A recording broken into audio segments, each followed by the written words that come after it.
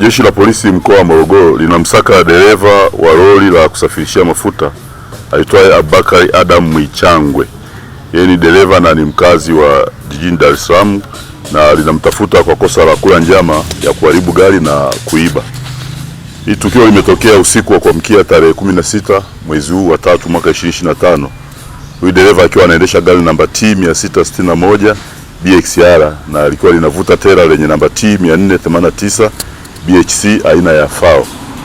Ni kampuni ya Meru yenye makazi yake mkoani Dar es Salaam, akitokea mkoani Dar es Salaam kupeleka mafuta huko Lubumbashi nchini Kongo, DRC Kongo. Kwa hiyo dereva huyu alipofika mkoani Morogoro alikula njama akishirikiana na watu wengine watatu ambao wamekamatwa, ambao ni Hamidu Sudi Hamidu. Huyu ana umri wa miaka 50, ni general manager wa kituo cha mafuta cha Simba Oil, lakini ni mkazi wa Dar es Salaam. Lakini alikuwa pamoja na Abineri Shaloni Mohamed, miaka 25. Huyu ni meneja wa kituo cha mafuta Simba Oil Mkambarani, mkoa wa Morogoro. Abdalla Nihed Abdalla, miaka 30, meneja wa kituo cha mafuta Simba Oil, mkazi wa Morogoro.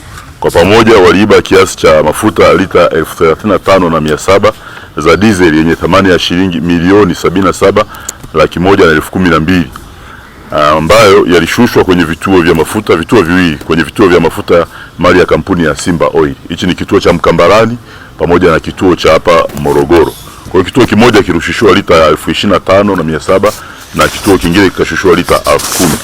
Kwa hiyo baada ya kuiba kiasi hicho cha mafuta, dereva wa lori aliendesha gari likiwa tupu, na alipofika eneo la kitongoji cha Msufini, kijiji cha Msimba, katika barabara kuu ya Mikumi Iringa, wilaya ya kipolisi Ruhembe, yani wilaya ya kiserikali Kilosa, dereva aliendesha na kuliingiza korongoni gari hilo akitaka kuaminisha umma kuwa limepata ajali.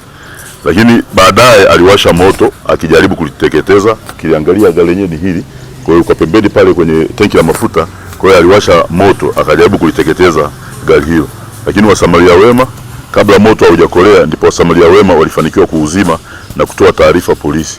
Kwa hiyo polisi walifika eneo la tukio, lakini kwa bahati mbaya alikuwa ameshatoroka tayari.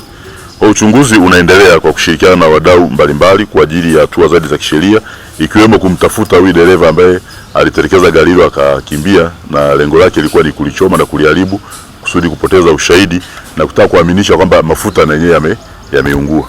Kwa hiyo Jeshi la Polisi mkoa wa Morogoro linatoa onyo na karipio kwa madereva kuacha tamaa ya kupata mali kwa njia ambazo sio sahihi.